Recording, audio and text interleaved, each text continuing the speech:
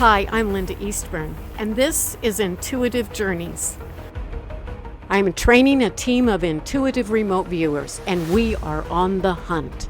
We're stealth detectives using only the power of our minds to get real-life answers. I'm often asked, do dreams have anything to do with intuition?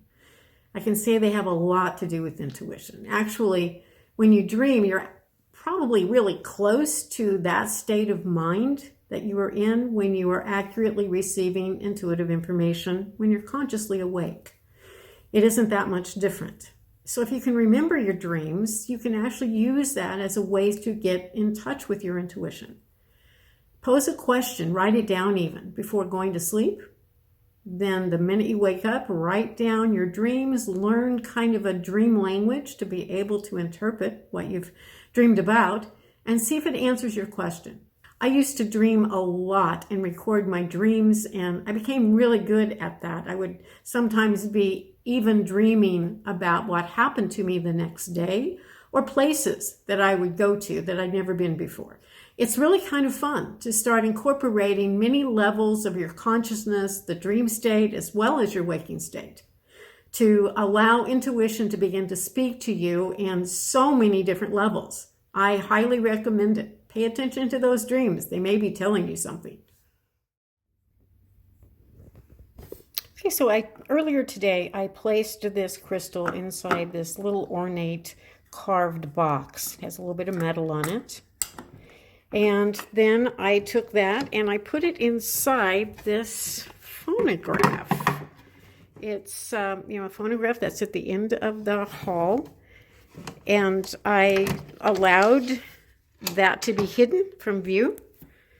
It's stashed away, and we're going to ask the remote viewers to find this, to take us right to it. That's what we're asking them to do today. This is something that I have hidden. I will tell you what it is. It is a crystal, and I have hidden it here somewhere in the house. Okay. And you must be able to go to it or direct me how to go directly to it to find it. Okay, so this is going to be a black and white, we can prove it on the spot kind of session. So the number is 1895. It is a crystal hidden somewhere in this house.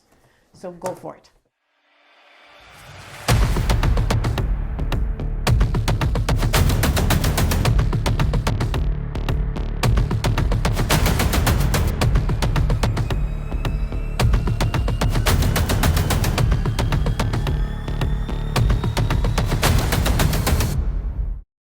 We've been looking for the crystal that's hidden somewhere in this house.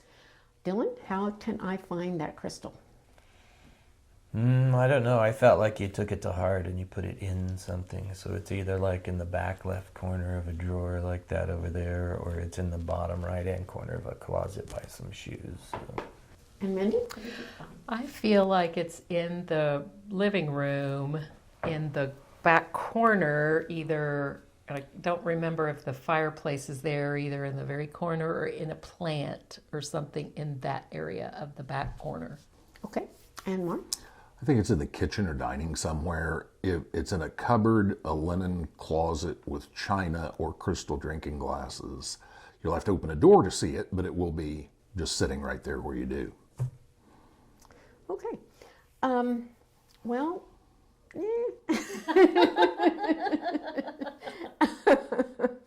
Not exactly where it is. Okay, let's go over our summaries. We've been looking at target number 1895. It's something that I hid inside this house the other day, and you have to tell me how I can find it. David, why don't we start with you? Okay, well, I got hall,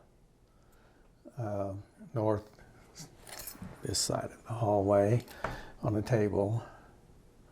It's a box, a carved box with some metal and... There's a lot of truth to what you said, but I don't want to color what they said. So Sid, what did you get?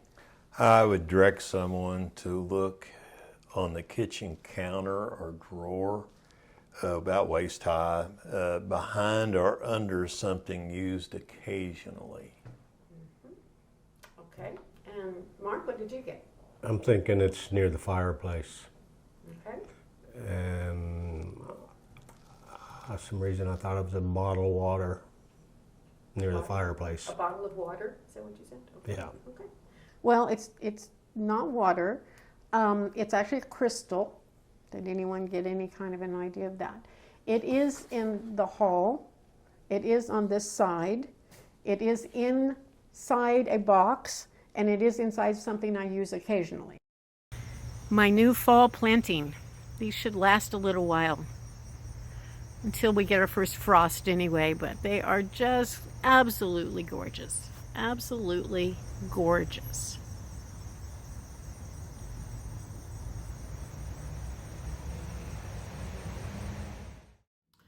So why are so many theaters haunted or old places haunted? Makes you wonder. You know, there's some working theories out there that energies might be absorbed, or certain kinds of emotions might have more currency where they can be absorbed in places and things. We've got a lot of field trips coming up in future episodes where we're going to explore some of that, but it's an interesting idea. Can we actually project our energy into something, some object? It'll be interesting to find out in future episodes. Now let's take a look at how to get some money back for a guy. Another case here. We have a client who has, get that started, case number 2215. We have a client who took an automobile to a body shop for a paint job, to have it repainted. It has been a very long time. He's already paid a considerable amount of money, upward close to $4,000 or $5,000 to this man. It's been maybe 4 months, maybe 3 months. I'm not sure exactly the length of time, but there has been a period of time that he's been getting promises that the car will be painted. It's in rotation, he says, but he sees his car out there. It's obviously not in rotation. Nothing's being done to it. He keeps trying to get in touch with them with very little effort.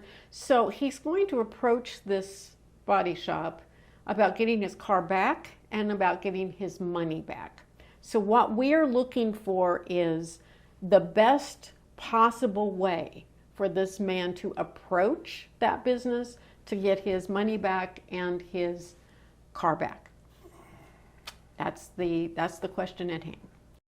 In this particular situation, I promised this person that I would take a deeper look at that. So I'm going to do my deeper inner level sessions that I do to try to help him. Otherwise, I have to go with him to get his money back. So I probably will be going with him anyway.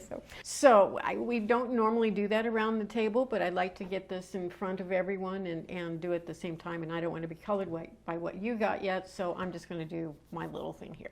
I know the name of the owner of the business, so I'm just going to connect with him without saying his name and just kind of look at the overall situation. And the goal, of course, is to create the most harmony for the situation to be resolved where everyone is content with that. Okay, so I'm just going to connect with that and see what I perceive. We see that there is a likely outcome of this resolving itself fairly quickly. We see that there is a compromise made by the business to get the result in which that our client is looking for, and to do it in a readily fashion. I do not see money returning. I do not see the car coming back without the result of the body work and the paint being functional and resilient in some ways. We do see that there is contentment in that way by the client. We do not see that the owner of the business is really cooperative in just dismissing the whole pursuit, since he has already been paid. And we see that he does not wish to give the money back. He does not wish to give the car back without the job being done. We see that there is an apology in order, and that we do see that the owner is very readily willing to compromise with that portion of this resolution and be able to find a timeline which is functional and works for our client to be able to get the paint done. We do see that there has been effort over the past 3 days for this to become the resolution. We see that the car is already underway as far as being able to put it in rotation, to be able to get it done, to be able to have it returned to him in a timely fashion that will be satisfactory to our client. Okay, that's what I got. I can't make it any different than that. Okay, David, what did you get? Well, I also got that he would not be receiving any money back, and that he should get his car back. Okay, Sid? I got pretty much the same thing. I said I see him going unannounced to get his car, possibly with title in hand, and possibly with the use of a sheriff to reclaim it. Yes. Or me.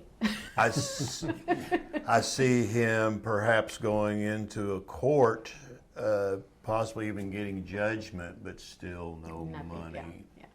He's probably better off if he can get it painted, because at least he will accomplish something. Yeah. Mark, what did you see? I think he should get a third party involved. He's better off if he can actually get it painted. I hadn't really seen that part of it, but I think they've already started on that. I think if he drove by right now, the car would not be out there in the lot. I think it would be in rotation. I think it would be started. We're happy for the guy. He may not get his money back, but he may not have to go after the guy for it either. We checked. The car is in the shop. It was in the auto shop being worked on, even as we were intuitively remote viewing it. Join us next time with a real live hell dog story. D.A. Roberts is going to be with us, and he is our expert on hell dogs, but we have someone who has a real story about a hell dog, red eyes and everything. If you like the show, like, share, and subscribe, please.